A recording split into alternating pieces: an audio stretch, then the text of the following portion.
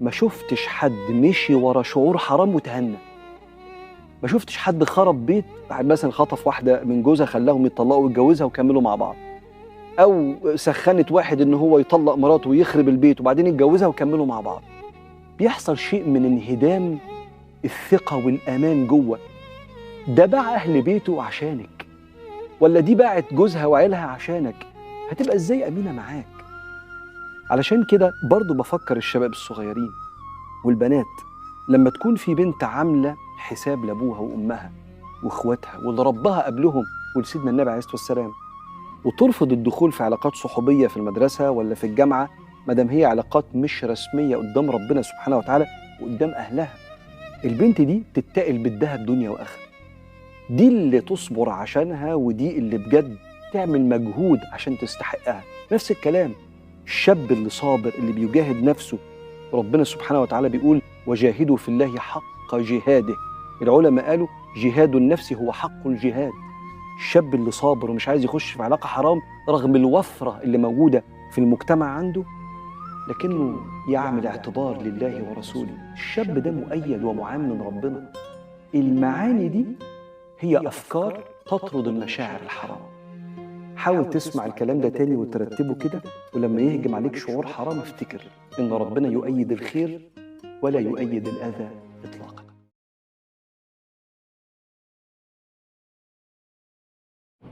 اللهم صل وسلم وبارك على سيدنا محمد وعلى آله وصحبه وسلم. ازيكم حبايب قلبي، عاملين ايه؟ يا رب تكونوا في صحة وفي احسن حال. جايلكم في فيديو جديد ويوم جديد كله طاقة ايجابية، كله شغل في شغل، ان شاء الله باذن الله يعجبكم وينور رضاكم. اهم حاجة بس يا ست الكل استعيني بالله وصلي على الرسول، وان شاء الله باذن الله ربنا هيعينك على مهمات يومك وهيقويكي باذن الله. اللهم صل على النبي. بقى كده انا هخش المطبخ كان حايس في بعضه، بس قلت ايه، هقوم بقى كده واستعين بالله وادخل كده اظبط المطبخ واجيبه عليه واطيه. زي ما حبايب قلبي بقى شايفين كان عندي كم وعين بصراحة، وقلت ايه اخش كده اتخلص منه. ربنا يكبر بخاطركم يا حبايب قلبي ويجازيكم كل خير ويطعمكم كده من نعيم الله، اللهم امين يا رب العالمين. ويرزق كده كل مشتاق بما يشتاق، ويرضيكم كده بكل حاجة حلوة انتوا بتتمنوها وبزيادة. كومنتات جميلة ولايكات وتفاعل على الفيديو، اللهم لك ألف حمد وألف شكر. بجد عسى أن تكرهوا شيئا وهو خير لكم. ما تحرمش منكم ابدا يا حبايب قلبي، بجد وجودكم ده على راسي من فوق. وكل اخواتي وكل اصحابي اللي داخلين جداد معايا في القناه، طبعا شرفتوني ونورتوني، وجودكم ده على راسي من فوق. وحبايب قلبي واخواتي اللي معايا في القناه على طول ومشرفيني ومنوريني، طبعا انتوا اكبر دعم ليا، انتوا الطاقه الايجابيه بتاعتي، انتوا بجد مصدر سعادتي. ربنا يسعدكم ويحقق لكم كل اللي بتتمنوه، اللهم امين يا رب العالمين. خلصت بقى كده شوية المواعين الحلوين اللي كانوا عندي، وغسلت بقى الصينية. وتعالوا بقى يا بنات هنعمل ايه، هنجيب كل حاجة بتاعت التلاجة عشان خاطر نغسلها. عندي البنات ربنا يهديهم يا رب، كانوا جايبين ايس كريم، ولما جيت احط الغدا فاللي هم راحوا عنوه مفتوح، حطوه في قلب الفريزر مفتوح، فخلوا لي الفريزر كده شكله بصوا، والله العظيم حاجة كده فوق الفظيع. فربنا يا رب يهديهم كده. فقلت لهم ايه، انتوا كده بقى هتخلوني اضطر ان انا اغسل الفريزر واغسل التلاجة واغسل كل حاجة. فنزلت بقى كده كل الادراج بتاعه الفريزر وبتاعه التلاجة، وجبت ملاية كده مش نظيفة من الغسالة فرشتها على الارض، وهصفي عليها كل حاجة عشان خاطر ايه كل حاجة عندي كده تبقى نظيفة وتبقى زي الفل. اهم حاجة بقى كده حبيبة قلبي، لو وراك اي حاجة قومي كده استعيني بالله وتوكلي على الله، واستعيني بالنبي كده عليه افضل الصلاة والسلام، وصلي عليه، وباذن الله ربنا هيعينك وهيقويك وهيقدرك على كل حاجة انت بتعمليها. ربنا كده يعينكم ويحسن ما بين ايديكم وايدينا يا رب، ويخلي لكم اولادكم كده ويبارك لكم فيهم. اللهم صل على النبي. مسكت بقى كده كل حاجة غسلتها. عايزين بقى يا بنات بالله عليكم ندعي كده لاختنا على القناة ام مكة، لان بجد هي نفسيتها تعبانة جدا يومين دول ومتدمرة. ربنا يا رب يصلح حالها واحوالها ويهدي لها حالها ويهدي لها امورها كده يا رب، اللهم امين. لان بجد انا زعلت قوي عشانها من الكومنت اللي هي بعتته لي امبارح. فبالله عليكم دعواتكم ليها كده يا بنات، ربنا يشفيها ويعفو عنها ويكمل شفاها كده على خير يا رب، اللهم امين. وكل اخواتنا اللي معانا على القناه يا رب، كل اللي محتاج حاجه او نفسه في حاجه يا رب حققها له، وكل اللي محتاج ذريه صالحه يا رب ارزقه بالذريه الصالحه اللي يملي عينه منها، ويرضيكم بحق الايام المفترجه اللي احنا فيها يا رب، اللهم امين يا رب العالمين. اللهم صل وسلم وبارك على سيدنا محمد وعلى آله وصحبه وسلم.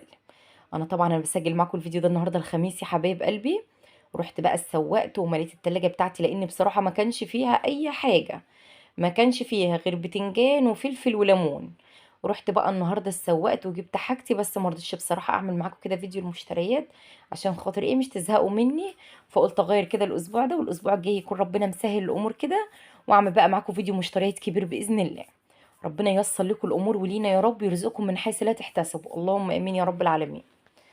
اللهم صل على النبي. بقى كده ده الدرج بتاع الطماطم، طبعا من كتر فتح وقفل البنات فيه كسروا منه حته كده، لو تشوفوها اهي في الجنب اهي. بس طبعا يعني هو شغال عادي مش في اي حاجه. فانا بقى ايه محافظه عليه عشان خاطر الحاجات دي مفيش منها، انا سالت كام حد ما لقيتوش بصراحه. فانا محافظه عليه عشان خاطر لو اتكسر التلاجة يعتبر هتبوظ. غسلته بقى كده غسله حلوه ونزلته بقى تحت كده يصفي. ودي الحاجه بتاعه الفريزر يا بنات، الدرج بتاع الفريزر والرف.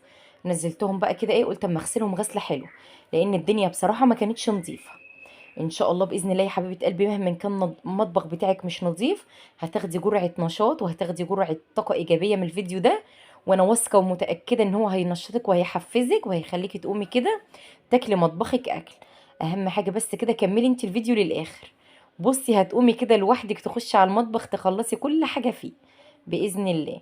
اهم حاجه الاستعانه بالله يا قلب اختك، استعيني بالله كتير وصلي على النبي تزيدي وتكسبي يا حبيبه قلبي.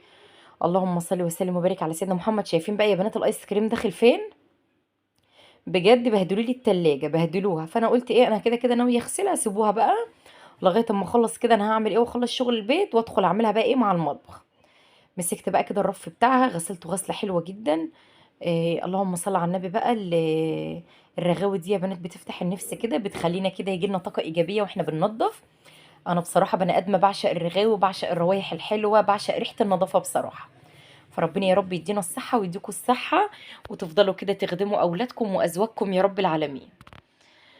اللهم صل على النبي. بقى كده غسلته كده غسلة مية مية. وطبعا الباب بتاعي كده زي ما انتم شايفين اللي هو الرف ده ليه حتتين كده ماسكين فيه من تحت، ده بتاع الفريزر يا بنات. التلاجة بتاعتي اسمها شرب بابين 16 قدم. تعالوا بقى كده نخش على التلاجة. شايفين بقى، انا اسفة على بشاعة المنظر بجد، انا اسفة.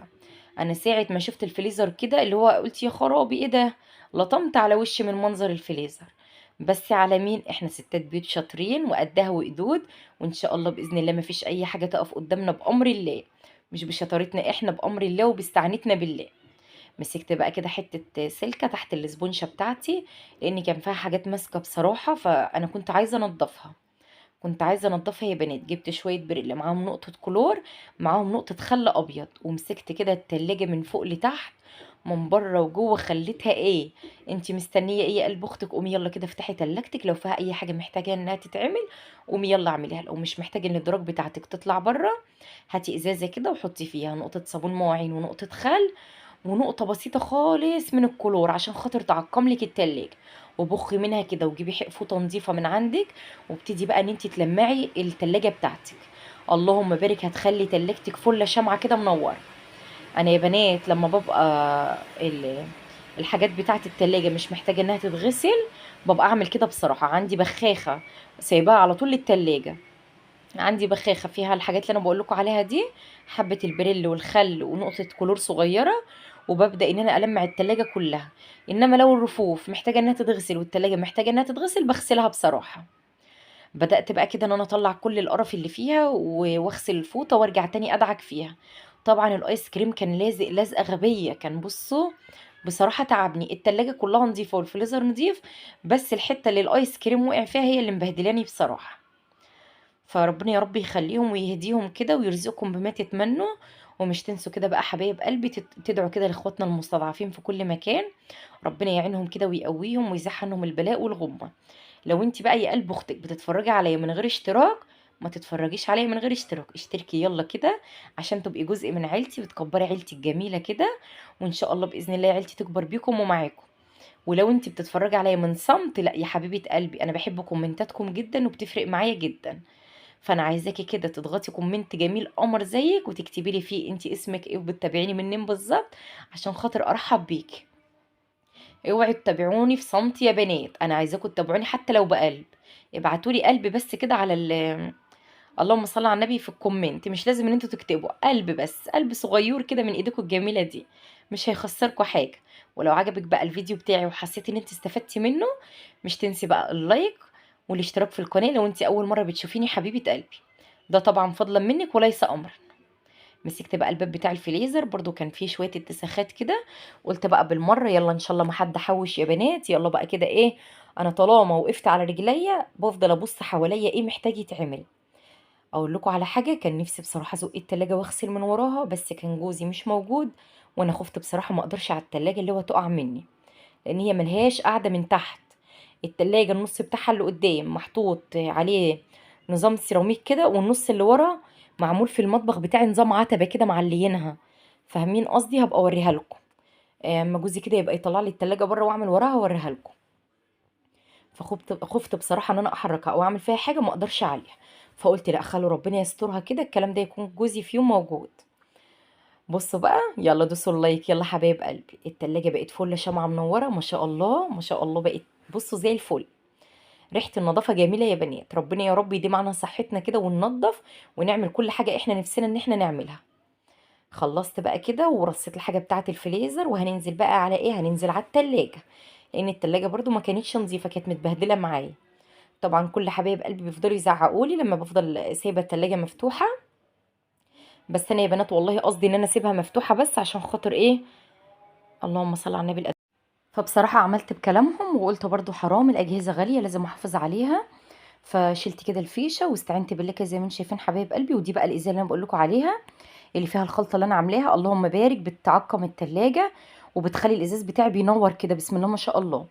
عايزة بقى أقول لك حاجة يا قلب أختك، لو انت مستصعبة عليكي تنظيف المطبخ وإن المطبخ دايما بيتكركب منك، انت اللي غلطانة. أيوة انت اللي غلطانة. تعالي كده خصصي لنفسك يوم في الشهر واعملي تنظيف عميقة في المطبخ، كل اول شهر وكل اخر شهر خصصي لنفسك يوم كده، خشي على المطبخ زقي البوتاجاز اغسلي وراه، اغسلي فوق الغساله، اغسلي ورا التلاجة. اللهم صل على النبي. تعالي كل اسبوع كده امسكي تلاجتك اغسليها، امسكي مثلا بوتاجازك اغسليه غسله عميقه جدا. كل اسبوع يا جان، ايوه كل اسبوع. ليه؟ انت كل يوم طبعا بعد كل اكله هتمسكي الفوطه بتاعتك وهتمسحيه، هتمسكي الاسبونشه بتاعتك كده وايه وتعيدي على الاماكن اللي هي مش نظيفه.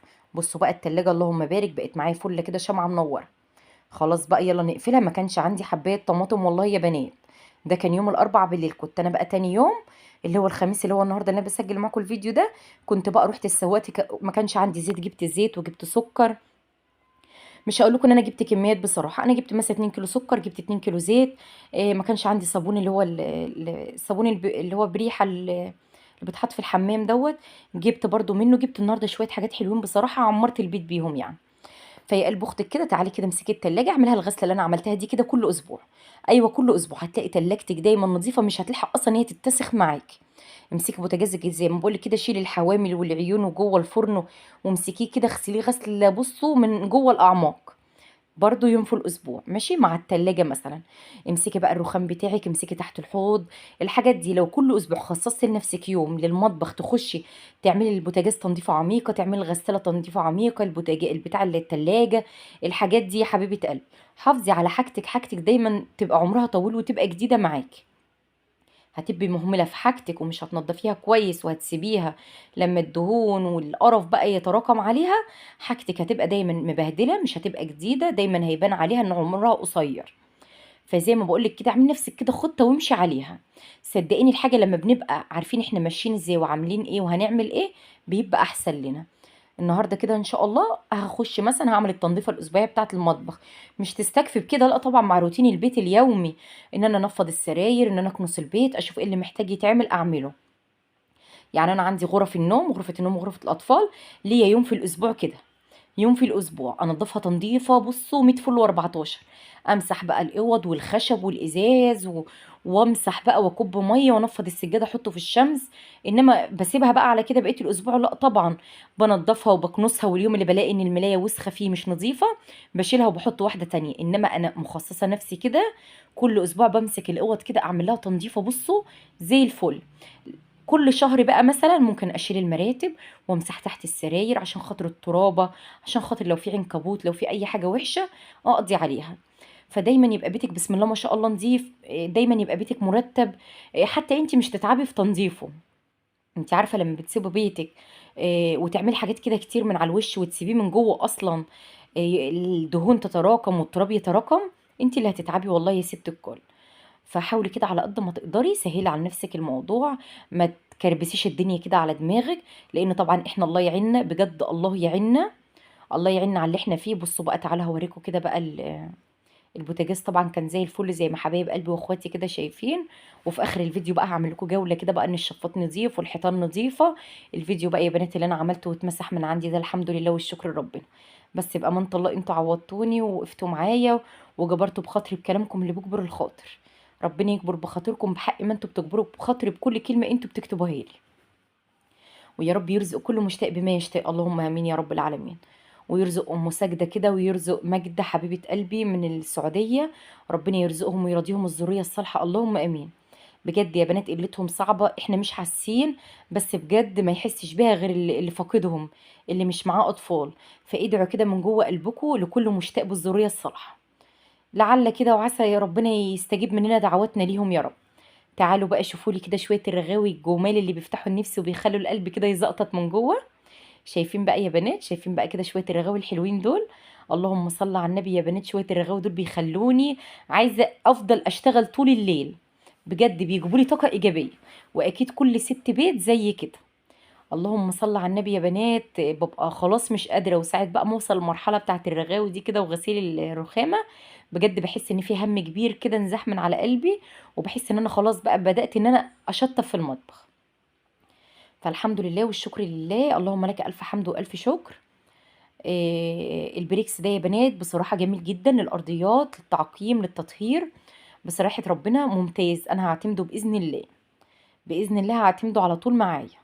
وسعره مش غالي، يعني 20 جنيه مش غالي، وبيقعد معاكي فتره. يعني انت بتحطي نقطه بسيطه خالص في الميه، مش بتكتري منه.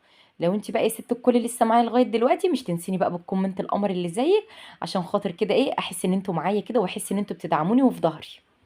ربنا يخليكم ليا يا رب، وتفضلوا كده دايما معايا وفي ظهري. وكل حبايب قلبي اللي بيقولوا لنا استمري، احنا في ظهرك، احنا معاكي. بجد يا بنات جبر الخواطر على الله، بجد ربنا يجبر بخاطركم. القناة بتاعتي دي فيها ناس جبارين خواطر، بصوا جيش كده، انا معايا جيش جبارين خواطر. عارفين ساعة الفيديو ما اتحذف من عندي وانا سجلت لكم على الفيديو التاني وكده ونزل؟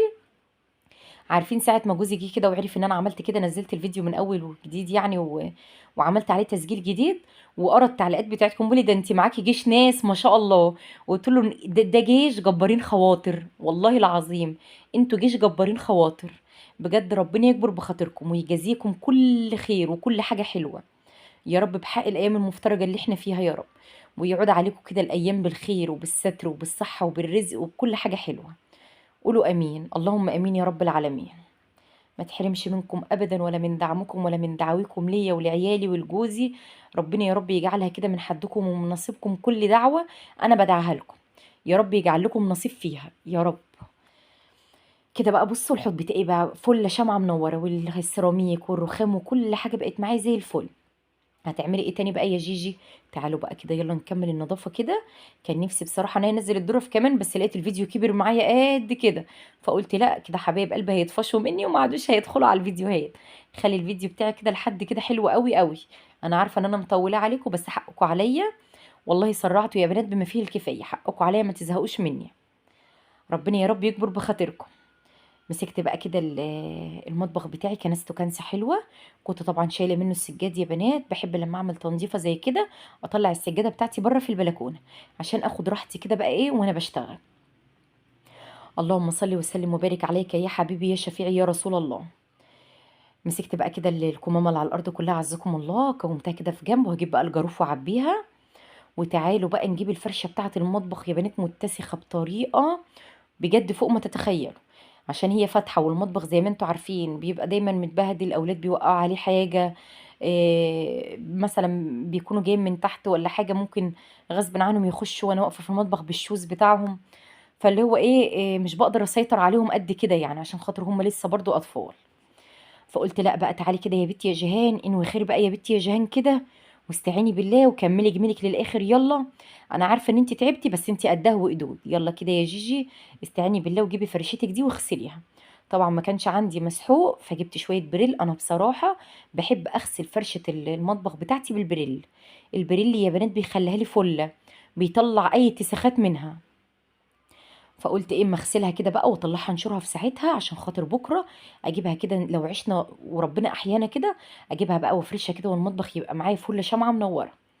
اروح بقى كده السوق وانا قلبي بص مطمن وسايبه مطبخي نضيف ورايق.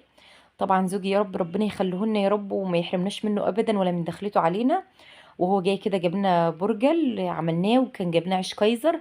فاللي هو ريحني بصراحه، كان عارف ان انا يعني ورايا تنظيفات وكده، فما حبش ان هو يتعبني في العشاء. فربنا يا رب يخليهولي ويخلي لكم ازواجكم ويبارك لكم فيهم. وكل اللي عندها زوج بجد طيب وحنين، شيلي جوه عينيكي الاتنين. وما تقوليش لحد كده، خليها سر كده ما بينك وما بين البت جيهان، اوعي تقولي لحد. شوفي انا مخليها سر ما بيني وما بينكم، اوعي تقولوا لحد، ماشي؟ ربنا يا رب يرزقكم كده بالذريه الصالحه، اللهم امين. واللي نفسها في عريس كده، ربنا يا رب يرزقها بالعريس اللي يستحقها، ويكون كده زوج صالح ليها، اللهم امين يا رب العالمين. ومعايا بقى بنوته هنا، قالت لي اقول اسمها يا بنات الفيديو اللي فات في كومنت كده. هي بنوتة عندها 16 سنة من كفر الشيخ، اسمها منة.